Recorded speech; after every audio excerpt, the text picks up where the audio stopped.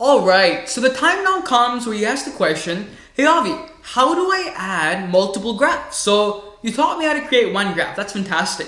But what if I have, a completely different graph that I want to add to my figure? So I have one graph up top, maybe one graph to the right, one graph at the bottom, stuff like that. Where does the concept of multiple graphs come in? So that's basically what we're going to be talking about today, alright? What I want you to do is copy all the graph 1 lines that we have created. So Command C, give yourself some space, Command V. Alright, and now what I want you to do is change all the graph 1s to graph 2s, okay? So I'm not going to waste too much time doing that, whoops. But basically all of them should become 2s. 2, 2, 2, 2, 2, and 2, 2.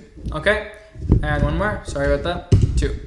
So graph 2 is now our second graph on our figure, okay? We don't have to change anything. It would be nice to change up some of the data. So what I'm going to do is we're not going to be plotting these extra lines anymore since we don't need them. I should have actually removed them before copy pasting to save myself some time. And instead, I'm going to make the graph 2's plot as x2, y2, okay? And that's red, and this is red as well. So let's go ahead and change the color of this to yellow. Okay, and line width, let's make this to 2.0. Let's make that one a 2.0 as well. Cool. Whoops, 2.0. Cool. So we have graph 1. Graph 1 is fantastic. It's a subplot of 1, 1, 1. Everything was good in graph 1. What do we have to change in graph 2?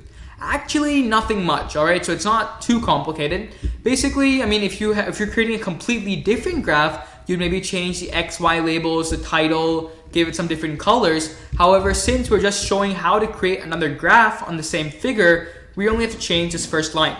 So graph 2 is equal to fig.add subplot 1, 1, 1. And if you remember in the previous lecture, or maybe 2 lectures ago, when I was talking about how to create this, I talked about these 3 parameters. So the first 2 indicate how big your figure is going to be, like what's going to happen.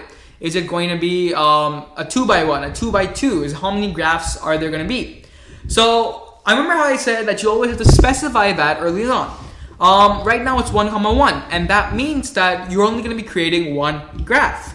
Right now, if you run this, whatever code you wrote up top is going to be overwritten by the graph 2. Watch.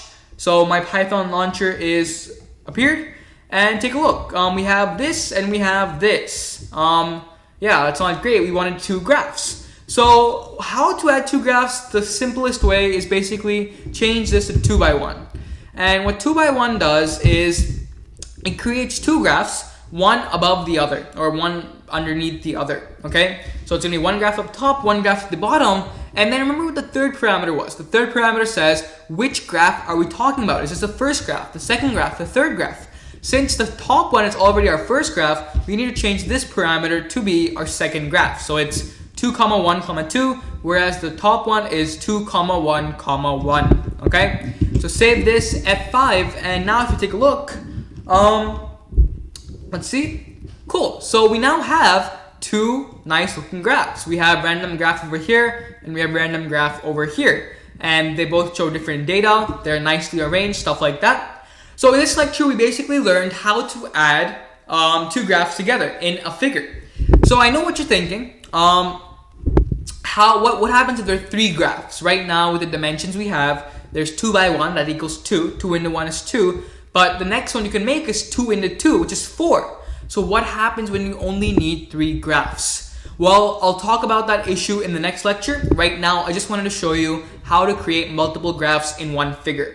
See you in the next lecture.